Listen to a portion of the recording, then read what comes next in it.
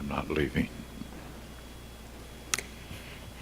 This past Wednesday, we had another one of our youth nights, and it was a shaving cream wiffle ball and water balloon fight night. I don't know if you know what those are, but basically it's what it sounds like. There's a wiffle ball that they fill full of shaving cream, and then you play baseball with it. So I thought, well, I will be the pitcher so that I don't get so much shaving cream on me. What I didn't discover is that the pitcher is actually the one who gets the most shaving cream on them. And then it makes the grass around you very slippery, so that to pitch means that you're kind of sliding and trying to hold your balance.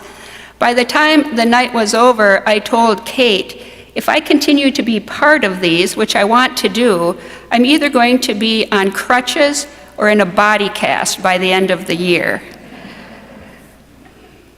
But she does a wonderful job in the youth ministry program.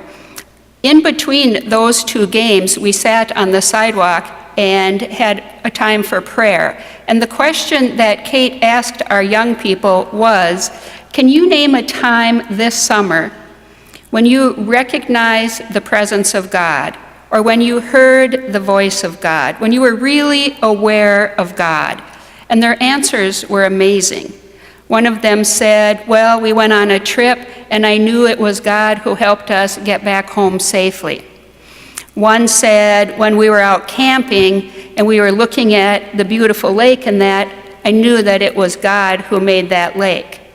And one of the boys said, you know, when I was listening to the gospel a couple weeks ago and it was about multiplying loaves and fishes, he said, it just struck me that God can do anything.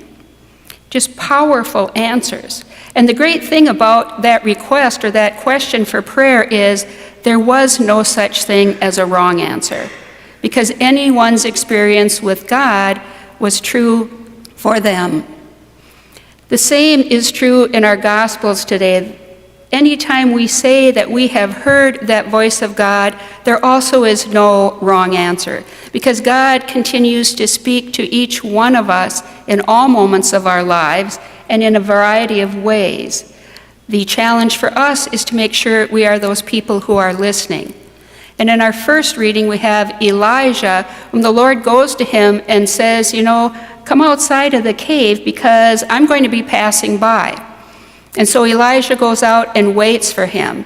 And there is a strong wind. It sounds almost like an earthquake. Pieces of rock are falling off. And Elijah thinks that that might be the Lord. But it says the Lord was not in that. Later, there was an earthquake, but the Lord was not in that. There was a fire. The Lord was not in that. All of those moments, all of those experiences that were rather dramatic were not where the Lord's voice was. It says, and suddenly there was a tiny whispering sound, and that was the voice of the Lord. That was when Elijah was called to listen to God. And friends, that's true for each one of us as well. There are those times when we hear the voice of God best in the silence, in the quiet of prayer, in the quiet of nature, in those moments when we let go of any of the noise that is around us. I know when I was discerning whether or not I was going to enter religious life, I kept debating back and forth whether or not I would. And so I was asking all kinds of people, do you think I should? Or do you think I shouldn't? And I was waiting for somebody to tell me, yes, do it, or no, don't, and then that would be my answer. But I didn't get that answer there. And even when I was praying about it, I found that I was doing all of the talking and not any of the listening, and so I didn't find the answer there. And I went on multiple discernment weekends where I listened to other people talk about their call story, and I was trying to see if I had my own, but I didn't hear the answer there. It wasn't until in a dream one evening where I knew that God was calling me, where God said to me, just follow me. Don't be afraid. There are some things that might enter in that will scare you, but just follow me. And I woke up and knew that I was called. And it must have been true, even though my family placed bets that I would only last 6 months or less.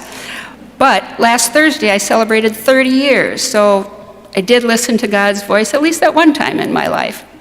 And in our gospel today, too, we hear God speaking through Peter. First Jesus is with them and he sends the disciples ahead to the other side of the lake.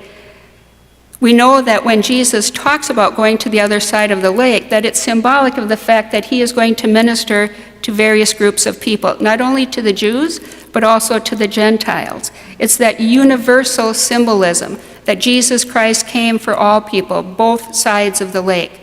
Anyway, Jesus stays back and goes up the mountain to pray. He has his own time where he is listening for that tiny whisper, that voice of God. And he looks out and he sees that the wind has picked up, and so the boat is being tossed around, and the disciples are very fearful. So Jesus walks across the water to them. And of course, at first, they think they're seeing a ghost. But Jesus says, don't be afraid, it's me. Do not be afraid. And Peter says, if it's you, let me come out and come to you, walk across the water. So Jesus says, come.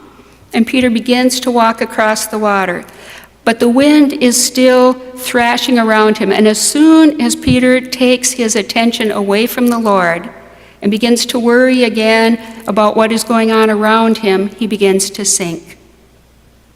And friends, that's an invitation for us as well, to look at those times in our lives where unfortunately we each have times of our lives that are not calm, where we're maybe feeling a little turmoil, where we have heard some difficult physical health news, where it seems like things around us are in a stormy situation. And yet we know that Jesus Christ is saying to each one of us, have courage, do not be afraid. Still come to me. Focus more on my voice in your life, on my presence in your life, rather than what's going on around you. Keep your focus on me. I remember seeing a saying once that said, don't tell God how big your storm is. Tell the storm how big your God is. That when things are going on in life, difficult things, our God is always stronger. Our God is always speaking louder, if only we will listen to him. And so, friends, as we listen to these readings, let us hear God reminding us to listen for his voice in all moments of our lives, so that we can not only respond to him, but find out those ways where God is asking us to respond to others in his name as well.